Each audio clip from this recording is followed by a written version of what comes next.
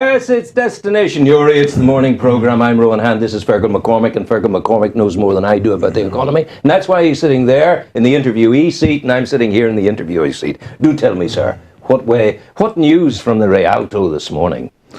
Well, I think the news continues to be that people are trying to work very hard, and they're hoping to make a living, and are hoping to promote their businesses. And I think, to be fair, there's a bit of a step now in people's momentum going forward. Yeah, and what is it, Argento? That's the crowd that are doing jewellery, and their news this morning that I need my glasses. That's a sign of age. I tell you, I'm more worried about the bits I can't see that are going wrong. But anyway, Argento, the Northern Ireland-based jewellery retailer, has announced plans to open 7 new shops in 2014. 4 of the new outlets will be in Northern Ireland, with 3 in Scotland. What's that about? The people showing confidence.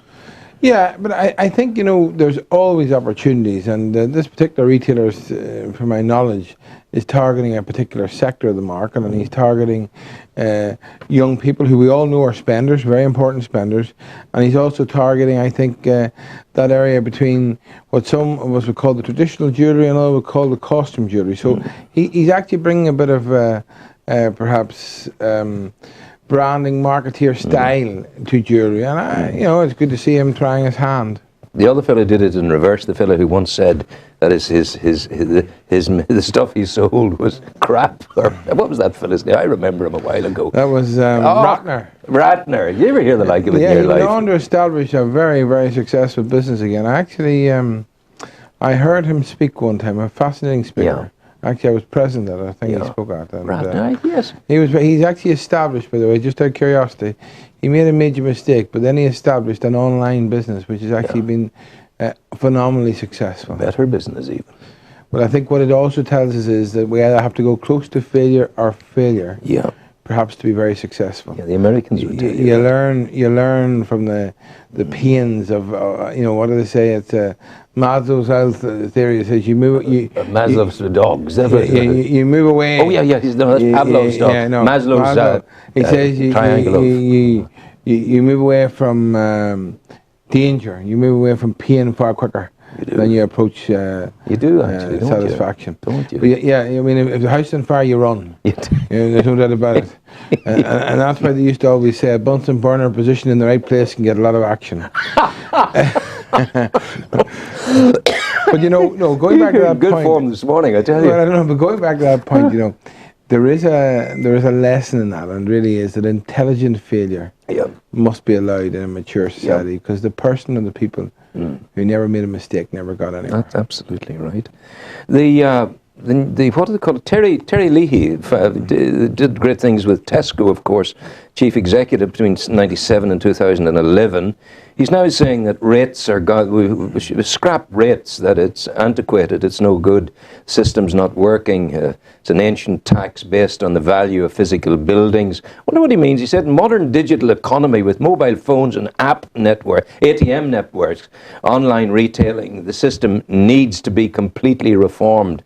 What's the relationship between online retailing and the existence of rates that he's saying should be scrapped? I'm not clear on that. Well, I suspect what he's trying to say is that in a different generation, maybe 100 years ago, your buildings were fundamental to your business activity, and the scale of your buildings reflected nearly the scale of your business. But as we've gone more digital, as we've gone more telecommunications, some of the most successful businesses have and most profitable businesses have very small physical spaces, because the emphasis now is on knowledge, it's on technology. And in that sense, what he's saying is, why should businesses that require physical space pay a higher proportion of tax on the basis of rates than those that don't? And if you think about it in simple terms, think this over now. Let's say, for example, there's a charity function tonight in Newry. Okay? A lot of the times, every retail shop will have been asked to support it. But the retail shops mightn't be the highest earners. It could be individual people who are high-earning individual POA employees, but they're not asked to the same extent. Do you get me?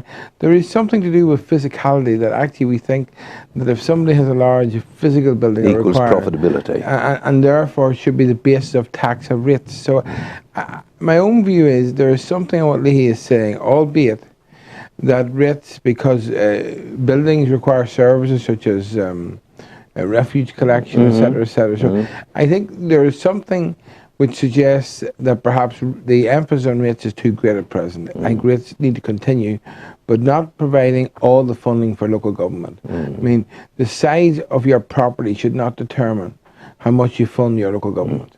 But I mean, I wonder if the government is even beginning to think that way. You know, this fellow's out on his own on this. What's his name? Terence Leahy, is it? He's a very famous, just to clarify he's this, a good lad. He has a great link to this area. Terry Leahy would be recognised as one of the most successful business people in the UK in the last 30 years. And Terry Leahy used to spend his summer holidays between Warren Point and Rostrevor. How do you know that thing? There you are. You little morsel of wonderment. I keep you right, sir. Of course you do. I keep you You're right. a positive morsel of wonderment. Just like Dr. Paisley used to spend his summers in Cologne. You heard it here and nowhere else, you know. Goodness gracious. Listen to me, that's huge. Now, this death knell for our banks, traditional local bank branch. HSBC Chief Stuart Gulliver. The death knell for traditional high street banking was sounded by the head of HSBC yesterday. Gulliver says his staff will in future cater for the higher value activities such as mortgages, share trading, instead of handling cash and cheque payments. He predicts that city areas will have the lion's share of a reduced number of branches. Every time I go to my bank, they say to me, Rowan, would you like to use this machine, that machine, the other machine, or that machine over there, or this machine? I said, no, I want to deal with people, if you don't mind. Is there a scheme to get rid of people? No, business is all about people, but your bank is not a charity. And if you want to deal with people, you've got to pay for dealing with them. And it's as simple as that. And what you're really seeing now is a further example, really, of the post office, if you think particularly in Ireland in years gone by, whereby I think we didn't recognise the social service that the rural post office pays. Yes. But the bottom line is that element of cheque and cash handling is not making money. And if you so much wish to continue it, then you're going to have to pay for it. I can understand that, really, really. But it's so, these are like people voting for, turkeys voting for Christmas, the bank officials today saying, go to the machine, go to the machine. But I think, to be fair, like everything else, every challenge brings an opportunity. I think somebody will bring out a model which puts the emphasis on people relationships. Now, it may well also it may charge more, but there are certain people who feel more comfortable and confident speaking to the person who's handling their money. Yeah. So I can see how... It's the old way, isn't it? Yeah, I can see how you will see different service product offerings, all be both successful, you get me? Yes, yes. But going after different markets. You're launching, I hate that word, we launch boats, we don't launch initiatives, we should, a better word. You made public this week, you brought it to our attention, the formal introduction of the FPM Academy. A photograph in the Democrat today, Brian Dorn, the Chief Executive of the Southern Regional College, Teresa Campbell, partner in FPM Accountants, and yourself, Managing Partner, FPM Accountants, we alluded to it last week, the FPM Academy. Remind people of what that's about now that it is formally in the open, launched. Well, I know you're always looking for groundbreaking news. I am. And this is groundbreaking news, because actually what's happening is we are targeting this at high-achieving school leavers, people who would be expected to get a 2-1 or a first-class honours degree. And we're saying to those people, as a combination of systems we've put in place, and we've tested them, that they will be qualified as a chartered accountant, a leader of the future. Because remember, as a qualified chartered accountant, that doesn't mean you ever stay in accountancy practice. No. It's a passport for life around the world. You can do so many different things. We're saying that no matter how fantastic they do at university, if they come and work hard and progress through the academy, they'll be qualified at least 1 year earlier. We have 2 or 3 people who've done this now, at least 1 year earlier. Now, it doesn't suit everyone. It suits people who have decided they want to be in business going forward. They want to be a young leader. And it's fair to say that it will be searching for the creme a la creme. However, we believe that such an opportunity is very exciting for a number of reasons. We're tying parallel to the accountancy qualification. The people will also be doing a leadership and management accredited course at the Southern Regional College. Furthermore, we're putting in specific leadership leadership mentoring throughout the entire 5 years. We're offering bursaries. And at the end, we believe we'll have leaders of tomorrow, and there'll be leaders of tomorrow that have no student loans. Wow, that's huge. That's huge, and it's about more than creating a nursery for your own business. You're putting these people out across the world. Look, we're not doing this for charity. It makes sense. We're trying to attract. We've been fortunate over the years to attract some very, very able people. And if you think about an organisation like FPM, all we have is the intellectual capital, the collective intellectual capital of our team. We sell people's skills. We don't sell chairs, we don't sell tables, we don't sell cameras. All we sell is the collective intellectual knowledge of the team. But that was your raison d'etre throughout. That's your. If anyone were to say to me, what makes Feargal McCormack the success he is, my reply would be that you have surrounded yourself with matching expertise, matching you. You bring the vision to it, and you sourced the people who could give meaning to the vision. Well, you know, the old Japanese proverb, none of us are as smart as all of us. You know, we talk about in our organisation, and we're keen to get the best always to join it. Team FPM, that is working together, everybody achieves more.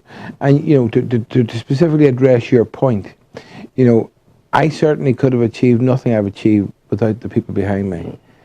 And hopefully I've helped them equally contribute to where they are today. I think it's amazing to think that we have there has been over 100 trainee chartered accountants and people have qualified or have trained at FPM, and not one of those people, not one Rowan, is unemployed. Now that's a phenomenal degree for life, but it's called an FPM chartered accountancy qualification. It's called qualifying and getting your experience at FPM. And the one thing we've noticed is that some of our most successful people, to be honest, we take people in, you know, graduate, postgraduate, and indeed mature students. But looking back, one of the things that we've observed is that some of our most successful people actually joined us direct from school. We had a girl 10 years ago who came first in MAVs in Northern Ireland. To be honest with you, we another girl came first in A-levels in Northern Ireland. Both those girls came direct to us, right? They were both chartered accountants before the age of 22. My goodness. They're both holding now very senior positions in industry and business. And I think what we're really saying is, we're not saying the FPM Academy is the only way. It's not. There are other ways. But we're bringing a new and innovative alternative to what's there. It's an ingredient in the pie, isn't it? Yeah. Very much so. And I have to say, we're unbelievably excited why wouldn't by you be? the response we've had. And it's lovely to see the connectivity with a centre of learning at the heart of our community, the Southern Regional College, that has gone from being the tech right up to the Southern Regional College. Well, I think, you know, to be fair, under Raymond Mullen and now Brian Dorn, the leadership, the Southern Regional College is an institution we should all be very proud of. It has made a phenomenal contribution, and more importantly, is making a phenomenal contribution to the quality of life, to the potential of this area, to further develop and exploit its competency and grow its skill knowledge. And I think that, you know, you must have that at the heart of a community. You must have that vibrancy. And I remember, you know, Rowan, you know, you may not remember, but as part of this ongoing process we have, you may remember on one time I asked you to give a course to myself and my colleagues at FPM. I do remember on this. English. Yeah, and communication. On grammar. Yeah. And on communications. Do you remember that? I do remember that. That wasn't on the normal syllabus. Yeah. And that's the type of stuff we're doing here with the FPM Academy. Yes, they'll do the core stuff, but we're looking for the creme a la creme, and we hope we'll attract them, because we equally will try and ensure that we provide them with an opportunity which we think will be unequaled. Try to give me an equally optimistic note about your neighbours at the mill who have gone Samsung. What's really happening there? You know, I think I don't know the details, but if we talk in the general, I think one always has to recognise in an organisation like Teleperformance that sometimes you will win contracts, sometimes you'll lose them. I think the importance now is that teleperformance has got to a level that it's not dependent on any one contract. And whilst, yes, it is very disappointing news today, hopefully in the not too distant future it'll be replaced, because what teleperformance have managed to do there, it would appear, is to create now a base, a pool of very skilled people. And it's back to business. If you create a pool of skilled people, then there is diversity in the potential customer base they can attract. Peter was telling me, Peter Murray, he was in from the butter crane the other day, and he was acknowledging a bit of a downturn in terms of vacancies in the place.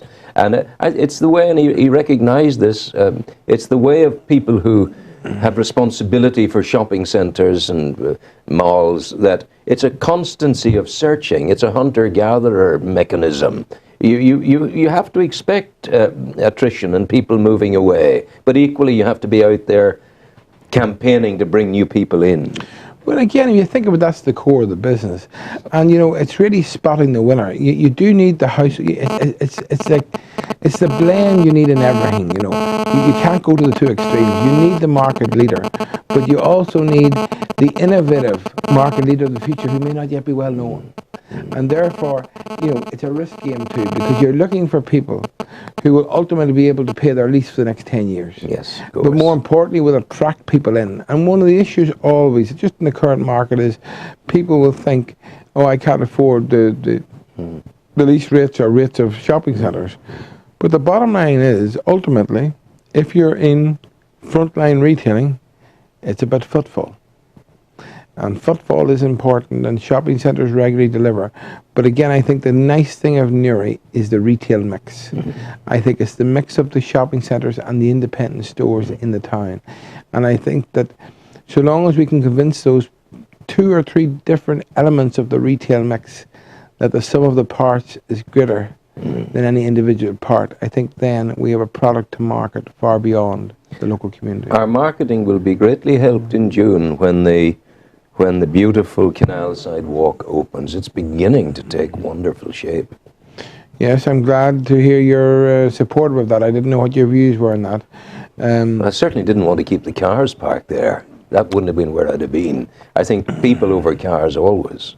Good. And again, your mantra of opportunity. It's an opportunity for someone to come in and offer car parking space at a cost to people who need it. Yes, quality car parking space that's safe, well lit. I would have thought there are people thinking about that. I would have thought there are. My problem with quality car parking space well lit is that when I go in, as I do sometimes into Tesco, I go into the well lit car park and it's so well lit I don't know whether my lights are on or off, and I run the risk of coming back to my headlights and running down my battery. But you do, but you also know with the knowledge that if you hit somebody's car or somebody hits yours, it'll be caught on camera. Oh yes, absolutely. And I think, to be honest with you, it's back to we have to pay for what we get. Yeah. And unfortunately, there is still a mentality out there that we should get everything free. And you see it with the parking. You actually do see people. Please take yourself for a drive around Newry at a record it in the mornings and watch the people trying to find their space. Watch the people who used to park along the canal who are now parking out on the other side. Now these people are in business and they haven't yet worked out. But actually, the additional time it takes them to get to and from their car will be more than offset by paying the DOE for a car park space in the area. I must say I'm looking forward to the opening of the canal side walk, because I anticipate a good summer. I anticipate having my deck chair there and my picnic basket, sitting down and relaxing and taking it easy. I think that all those are exciting times ahead, and I think none of us likes change. That's the reality. I personally like to encourage change. All change doesn't work. I think that you have to take the risks, and if it doesn't work, you go back and do something again. But I think it really is important, and particularly some of the debates through the canal. I accept the point you shouldn't change for the sake of change, but equally you have to recognise that yesterday's methods won't service tomorrow's business. I have to tell you that in my travels in the Republic of Ireland, and I go there regularly, I find people say, Newry, yes, we go to Newry. Every third person is telling me, "Oh, Newry, yes, I know Newry. How are things?" So that we're there. We're in the mark. Yeah, I think, to be fair, one of the greatest attributes Newry has, and I think it maybe underplays it, believe it or not, and we can be negative and inward looking at times, the Newry people, the greater Newry people, are very friendly people. And you can't buy that. They'd go down your throat for a story. They're the greatest gossips in the world, but I mean, there's a homeliness about that. Well, that's interest in their neighbour. Yeah, and we'll put it down as that. Care for their neighbour. Care for their neighbour, indeed. They love you. See the boys on Hill Street every morning opening the Irish News. Who's dead today? Who's dead? Now, I'm going to put you on the spot. May I, finally? Just when you say dead, I think we should acknowledge a great character. Gilly. Christopher Gilmore. Christopher Gilmore of Warren Point. Is buried today. I was at his remains last night, and removal of his remains. You know, there are characters in every town, and if you think about it, Christopher Gilmore was a character, but thankfully, hopefully, the community also contributed to a happy life for Christopher. And I think of the O'Prey family and the O'Hare family, and various people who helped Christopher. Christopher, you know, it's rarely you go to a funeral that you don't hear family being mentioned. But Christopher's family was the community. And, you know, I remember myself as young, I never forget this, there used to be a thing called Failure and Funture. My mother actually was involved in the organisation along with Liam O'Hare, the pharmacist. But I remember they ran a sausage eating competition in Warren Point Square. I never forget it. And I'm just trying to get the time here. I think this would have been probably 1974. I think 73, 70. But anyway, there was these 4 buckets lined out in front of what's called the municipal toilets. Yes. And Christopher Gilmore was going well. Oh, he won it by a mile, because what Gilly did was, after he had a few sausages, he put his fingers down his mouth, he got rid of the ones he had, and he went again. And then, I have to tell you, he then took part in a race to Clockmore immediately afterwards, and back to Warren Point Park. The race was won by Pat Sprick O'Hare, God rest him, now dead, to a young man dead. And believe it or not, Gilly was in the first 5 home, and in traditional Gilly style, when he hit the park, he somersaulted from the entrance to the park to the bandstand. Goodness gracious. And you know, you remember, maybe at times, I guess you don't remember, you forget, but this was a character who in his own way brought a lot of joy and enjoyed being with people. And to be fair, used to go all the show bands. For, you know, great for the dancing. For used to get up and do, I mean, Gilly, I don't know, I think he was 68 when he died, but for Gilly at 60 still wanted to show you himself somersaulting. Oh yeah, absolutely. So may he rest in peace. May he rest in peace. I'm sure John will do that today. Ken John, If he's there, he'll do it. Yeah, he was there last night. I went to school with John. We're in the same class together. Every time he meets me, he says, "Oh, Rowan Hand, you took the high road and I took the low road." I said, no, you're okay, John, don't worry, it's fine. Now, here's your test. Are you ready for this? Now, I'm just going to ask you I want you to give me your view. This is the Newry's Greatest, and it's a fundraiser for Concern Worldwide to assist in the plight of Syrian refugees. It's Newry City Hall, the Town Hall, 7:30 next Friday, the 28th of February. I'll be there. I'm emceeing it. I look forward to meeting you there and to greeting you. Paddy McGuinness will be there, formerly of Concern, now retired. He'll be in attendance. There'll be a mayoral reception in Paddy's honour prior to the event, which is great. And the big thing is, advocates for various nominees will decide, the audience will decide on the material put forward by the advocates. And here are the people. Now there's Fionn McCormack and the Abbots of Newry. They were the reformers, they were the commercial innovators, they were the people who established the first beginnings of Newry, championed by Mary Goss, Dr. Mary Goss. Richard Castles and the builders of the Newry Inland Canal, championed by Paul Hoban. Francis Carville, entrepreneur and philanthropist, championed by Michael McCune. John Mitchell and John Martin, writers and politicians, championed by Francis Gallagher. John Grubb Richardson, industrialist and social engineer, championed by Ross Chapman. The 3 Russell sisters, social reformers, founded hospitals all over the west coast of America. From Newry, championed by Sister Perpetua McCardle. And Sean Hollywood, actor, sportsman, championed by Donal O'Hanlon. So there we have Fionn McCormack, Richard Castles, the canal builder, Francis Carville, the entrepreneur and philanthropist, John Mitchell and John Martin, John Grubb Richardson, the three Russell sisters, and the Sean Hollywood. Make a choice. Well, now, Rowan, it wouldn't be appropriate for me to preempt the decision making. No, but I think it's important to make this point, to preempt the decision making of the audience. But before they make their decision, I'm very encouraged by the quality of the advocates for each of the candidates, and I think that would be a very interesting advocacy and debate. Something certainly worth supporting. If I may make one comment. Yes, go on. I notice that these people, with the exception, I think, of Sean Hollywood, are considerably of generations before us. Yes, they are indeed. It's very important to acknowledge the generations before us. Especially those of the generation that founded Newry. It's also important to realise that it's the leaders of the future we're searching for. We are. As always, on a magnificent soundbite, Mr. Feargal McCormack. Thank you very much, Rowan. God love you. Go well. Take care.